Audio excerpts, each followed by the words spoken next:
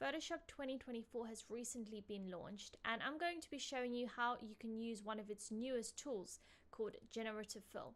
I'm going to show you how you can merge two images together seamlessly, going from this to this. So let's get started. So I'm going to be showing you guys how you can perfectly merge two images together. The first image I've chosen is that of a beach with some mountains in the background. The second one is kind of a seascape, again with some sand in the foreground. Now we're going to try and merge these together using Generative Fill. So let's put them side by side.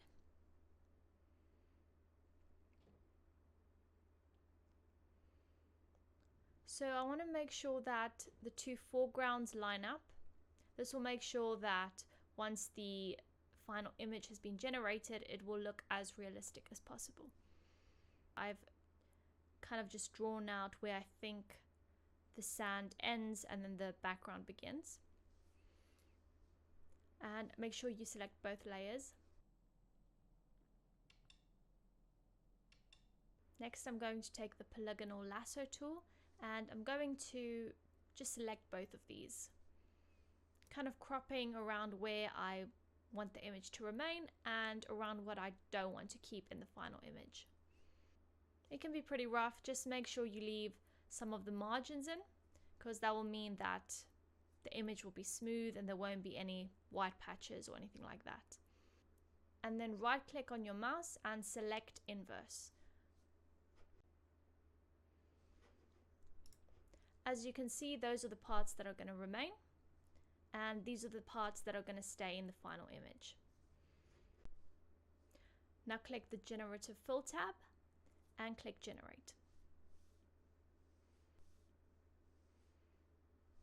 And there we go. That's quite nice. It has merged the sand quite nicely. I'm not sure about the mountain. I think that kind of looks like it's sticking out, but we can fix that. These are some other variations. I'm not too happy with these ones, so let's fix that now. I'm using the marquee tool, and you can use this just to select the parts of the image that don't look right and look out of place. Now we can just hit generate. I like the smoother mountains in the background, and I'm going to work on it a little bit more and show you guys what I come up with. So after using Generative Fill a couple more times, I've managed to create a pretty smooth mountain background that very seamlessly just blends into the sky. If you can see, what I'm selecting is the parts of the beach that I don't think blend that well with the rest of the sand.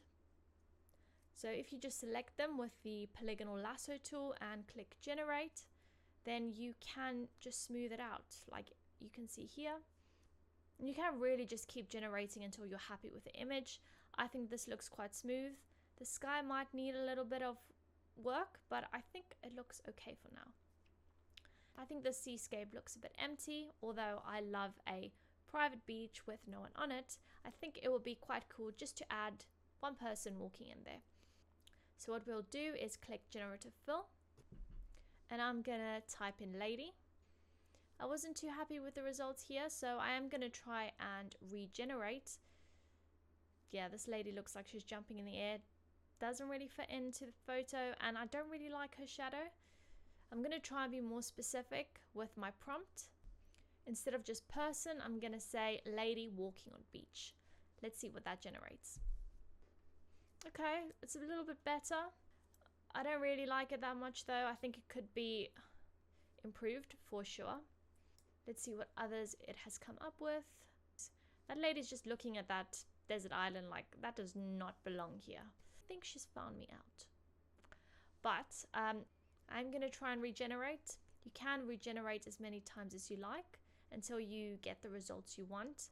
I had to do this a couple of times, but I'm pretty happy with this. So this was the lady walking on the beach that it generated.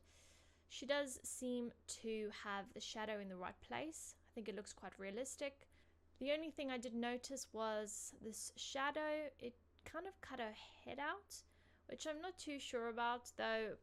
If you play around with it, I'm sure I could then just add that in and it will probably look a bit more realistic. But overall, I'm pretty happy. If you guys enjoyed this video and you want to hear more about generative fill on Photoshop, then please hit the subscribe button, and I'll see you guys next time.